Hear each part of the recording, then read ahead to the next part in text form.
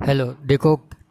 मेरे जो इतने ईयर्स वेस्ट हो गए उसमें मतलब जो मैंने मेनली कौन कौन सी मिस्टेक्स की वो उसके बारे में मैं आपको आज बताता हूँ। ऐसे मिस्टेक्स तो मैंने मतलब बहुत सारी की है, लेकिन अब उतनी सारी मिस्टेक तो एक वीडियो में बता नहीं सकता, इसलिए मतलब जो मेनली मैंने मिस्टेक्स की जिसका मतलब लगा कि नहीं ये मिस्टेक्स तो मतलब नहीं होनी चाहिए थी, मुझे इस सब चीज़ों का ध्यान रखना चाहिए था, वो मिस्टेक्स मैं बताता हूँ। ठीक है। जैसे देखो, मैं जब स्टडी में मतलब मैं भी 11th 12th एक नॉर्मल स्कूल से करके आया, तो मेरे पास भी कोई गाइडेंस वाइडेंस नहीं था। ठीक है, नॉर्मल ही था। देखो है तो फिर मुझे पता नहीं था कि कैसे मतलब है ना, कैसे मतलब है ना टेस्ट देने के बाद एनालाइज करना है वगैरह ये सब। ठीक है। तो मैं सबसे पहली मेरी बड़ी मिस्टेक थी क्या कि मैं जो टेस्ट दे के आता था ना, उसके बाद एनालाइज नहीं करता था उसको। मतलब जैसे टेस्ट दे के आया, जो क्वेश्चन मुझसे गलत हुए हैं, जो क्वेश्चन मुझसे गलत हुए उन क्वेश्चन को मतलब मैंने आंसर की में देख लिया एक बार कि हाँ इसका ये आंसर है, और थोड़ा बहुत देख लिया कि हाँ ये ऐसे सॉल्व होगा, बस ऐसे कर दिया मतलब। लेकिन मैंने उसको एकदम डीपली वो टॉपिक जाके वापस नहीं पढ़ा। जैसे बायो हो गई, केमिस्ट्री हो गई और फिज़िक्स हो गई। फिज़िक्स में मैंने मतलब उसकी क्या कहते हैं कि उसका सॉल्यूशन देख लेता था। बायो में देख लिया कि हाँ ये लाइन है, और केमिस्ट्री में भी ऐसे करके सिर्फ मतलब की में से ही देख लेता था कि ये उसका आंसर है। उसकी जगह मुझे है ना अगर मैं उन सब की कॉपी नोटबुक बना देता, जैसे बायो की एक नोटबुक बना देता कि कौन कौन सी लाइन में भूल रहा हूँ, केमिस्ट्री की एक नोटबुक बना देता, और एक फिजिक्स की सॉल्यूशन नोटबुक बना देता, वो क्वेश्चन लिख देता और उसके नीचे सॉल्यूशन लिख देता, तो ये ज़्यादा बेनिफिट करती। क्यों? क्योंकि जिस समय हम टेस्ट दे के आते हैं उस वक्त हम उसका आंसर देख लेते हैं।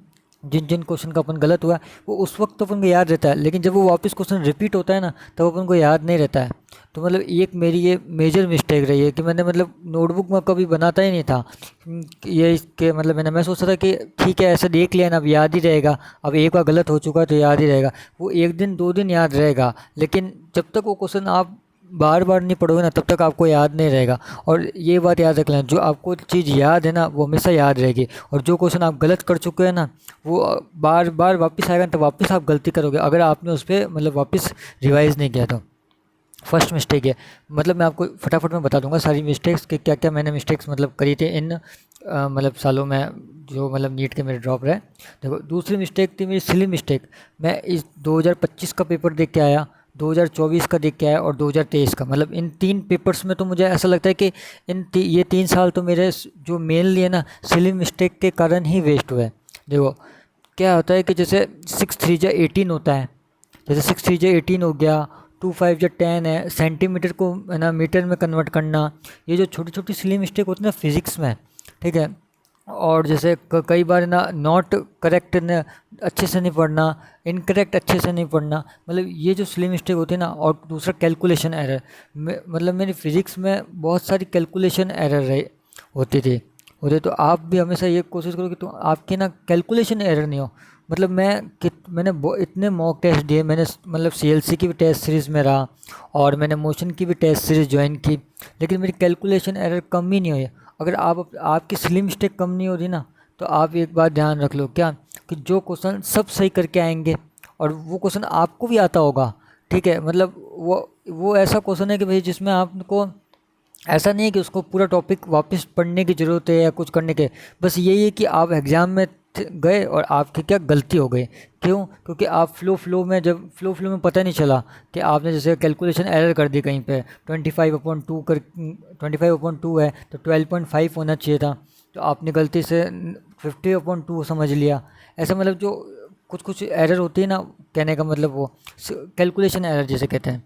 और बायोलॉजी में जैसे स्टेटमेंट है, जैसे इस बार एक ना 2025 में प्यूपिल वाला क्वेश्चन आया था, है तो प्यूपिल डायलेक्ट होता है कि कॉन्स्ट्रिक्ट होता है, तो वो सब मतलब वर्ड मुझे दिखा ही नहीं एग्ज़ाम में। फ्लो में वो मेरा मतलब क्वेश्चन गलत हो गया, मैंने ध्यान ही नहीं दे पाया इतना कि वो डायलेक्ट दे रखा है या कॉन्स्ट्रिक्ट दे रखा है। तो जैसे बायोलॉजी में मेनली ये एरर हो जाती है। केमिस्ट्री में तो ज़्यादातर मेरी मतलब ऐसा है, कैलकुलेशन एरर तो फिज़िकल केमिस्ट्री में कुछ कुछ हुई है, हो जाते थे। जैसे n/10 है, n/10 SC, ये जो PH VH वाले पे आते थे क्वेश्चंस उसमें। तो मेनली मतलब पहली मेरी मिस्टेक ये थी कि मैं किसी भी है ना मतलब मैंने एग्ज़ाम को देख के आता तो उसके बाद एनालाइज नहीं करता था। दूसरी मेरी मेजर मिस्टेक ये थी कि मैं सिली मिस्टेक बहुत करता था। मेरे आज भी मैं किसी भी मॉक टेस्ट में देता हूँ ना, तो उसमें मेरे मतलब 5 या 7 क्वेश्चन तो सिली मिस्टेक हो ही जाती है, और मैं मतलब एज ए बॉर्डर लाइन पर भी 5 या 7 क्वेश्चन की वजह से ही मेरा सिलेक्शन रुक जाता है। तीसरा तीसरा मेरे मतलब जब भी मैं मतलब मेरा ड्रॉप लेता था और मैं स्टार्ट करता था ड्रॉप, तो मतलब मैं पढ़ाई करना स्टार्ट करता था तो मैं टारगेट बेस्ड स्टडी नहीं करता था कि मतलब मुझे आज इतना चैप्टर पढ़ना है, आज इतने चैप्टर पढ़ने हैं और कल इतने चैप्टर पढ़ने हैं, ऐसा कुछ भी नहीं करता था मैं जब भी मन हुआ, मतलब 2 घंटे फिजिक्स का मन हुआ तो 2 घंटे फिजिक्स कर ली, किसी दिन 1 घंटे फिजिक्स कर ली। देखो जब भी आप टारगेट बेस्ड स्टडी नहीं करोगे ना, तो क्या होगा कि कोई सब्जेक्ट आपका ज़्यादा अच्छा हो जाएगा, कोई सब्जेक्ट आपका कम अच्छा होगा। ठीक है, तो मतलब ऐसे क्या होगा, तीनों सब्जेक्ट आपके लेवल के नहीं होंगे, और जब तक आपके तीनों सब्जेक्ट मतलब लेवल के नहीं होंगे ना, तब तक कहीं ना कहीं आपके फिर गाड़ी डगमगाएगी, आप देखो ये लूप में फंस जाओगे। जैसे 2024 में 2024 में मेरी फिज़िक्स बहुत अच्छी थी, केमिस्ट्री बहुत अच्छी थी, लेकिन मेरी बायोलॉजी बहुत वीक थी, क्योंकि मेरे बायोलॉजी में 325 मार्क्स थे 2024 में। लेकिन 2025 में मेरी फ़िज़िक्स बहुत बेकार चली गई, मतलब ऐसा बेकार इन द सेंस मतलब कि बेकार ऐसा बहुतों की बेकार गई, लेकिन बाकी सब के कंपेयर में मेरी बहुत ज़्यादा मतलब 2024 के कंपेयर में फ़िज़िक्स मेरी काफ़ी बेकार चली गई।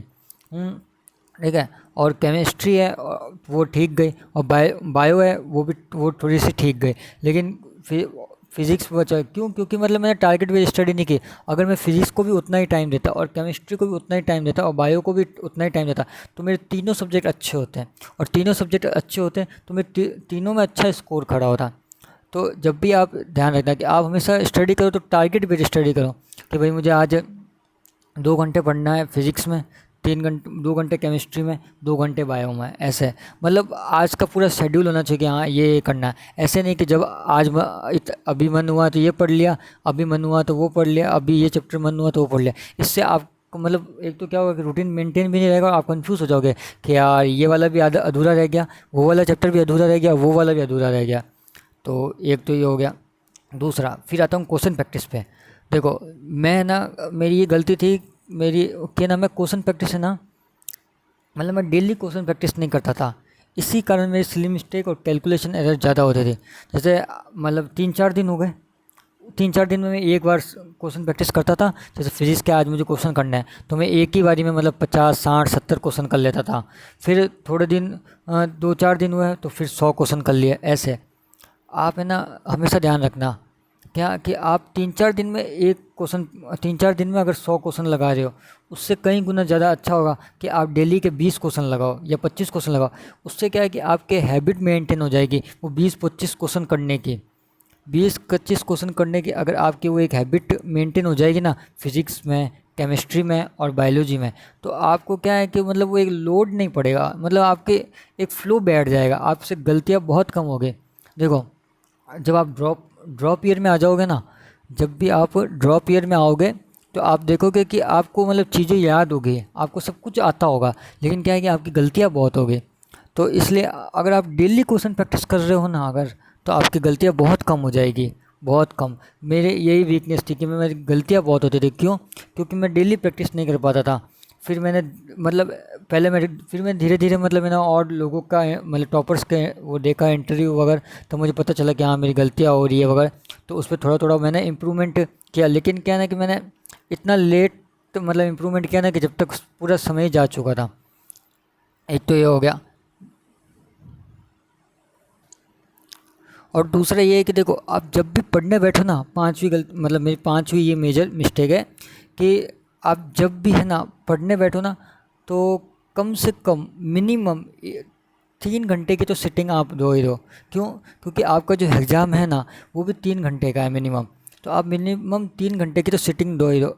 देखो आप क्या करते हो कि जिस दिन टेस्ट होता है ना, टेस्ट होता है अपना, टेस्ट कब होता है, या तो हर संडे टेस्ट होता है, मतलब कुछ कोचिंगों में हर संडे होता है, कुछ कोचिंगों में 14 डेज़ में होता है, कुछ कोचिंगों में 21 डेज़ में होता है। लेकिन देखो आप क्या करो, मिनिमम है ना जो रूम पे जो प्रैक्टिस करते हो ना, रूम पे आप क्या करो, मिनिमम 3 घंटे की सिटिंग दो, 3 घंटे या 3.5 घंटे की सिटिंग दो, उसके बाद में आप ब्रेक लो। मैक्सिमम स्टूडेंट क्या करते हैं 1 घंटा या 2 मतलब जो भी 2 घंटा 2.5 घंटा बैठते हैं और उसके बाद उठ जाते हैं। क्योंकि देखो एग्ज़ाम में जब आओगे ना, आपको 3 घंटे एकदम, 3 घंटे होंगे ना एग्ज़ाम में, उसमें से 2 घंटे तो आपका ब्रेन एकदम अच्छे से काम करेगा, लेकिन लास्ट का 1 घंटा घंटा है ना, आपका ब्रेन एग्जॉस्ट हो चुका होगा। लास्ट के 1 आवर में आपका ब्रेन एग्जॉस्ट हो चुका, और फिर वहाँ पे मिस्टेक्स होगी आपसे। इसलिए आप रूम पे जब भी ना स्टडी करो ना, तो आप 3 आवर की तो मिनिमम सिटिंग दो है। मेरे साथ यही प्रॉब्लम थी कि मैं मतलब है ना मिनिमम है ना 3 आवर की मतलब है ना स्टडी नहीं कर पाता था। कभी मतलब 2 आवर पढ़ता था, फिर ब्रेक ले लेता था, फिर 1.5 आवर पढ़ता था, फिर ब्रेक ले लेता। तो उससे क्या है ना कि मतलब मेरा ब्रेन एग्जॉस्ट हो जाता था। और फिर मेरे एग्ज़ाम में भी मतलब है ना, इस बार जब 2025 का पेपर थोड़ा सा टफ आया, तो मेरा ब्रेन गिव अप करने लग गया कि नहीं हो ही नहीं रहा, हो ही नहीं रहा क्वेश्चन करके। तो इसलिए मिनिमम आप 3 आवर की स्टडी करो। और मतलब ये जो मेरी 5 मेजर मिस्टेक्स थी वो मैंने बता दी। और दूसरी बात कि ना, मैं एलन में एसआरजे स्टूडेंट रह चुका हूँ, तो मतलब मैंने उन स्टूडेंट्स को देखा है कि वो कैसे पढ़ते हैं। दिन रात एक कर देते हैं, जब जाके कहीं पर वो बात आ पाती है। अगर आप कोई मतलब एकदम पूरा डेडिकेशन और डिसिप्लिन की जरूरत है, तो मुझ में थोड़ा वो डिसिप्लिन की भी कमी थी। तो लास्ट पॉइंट ये है कि आप डिसिप्लिन और डेडिकेशन, ये बहुत इंपॉर्टेंट होता है नीट जैसे एग्ज़ाम में, क्योंकि एक एज अ मैराथन है। आपको एक लंबी रेस दौड़नी है। एक दिन आप, 1 दिन 2 दिन 3 दिन मोटिवेशन से कुछ नहीं होगा। आपको मिनिमम 6 या मतलब 6 7 महीने जो होते हैं ना, जो 7 8 महीने हैं, इसमें तो आप स्टार्टिंग में चलो थोड़ा स्लो स्लो, लेकिन लास्ट के 7 या 8 महीने जो ये होते हैं ना, इसमें तो आपको एकदम लग के पढ़ना होता है। थैंक यू दोस्तों।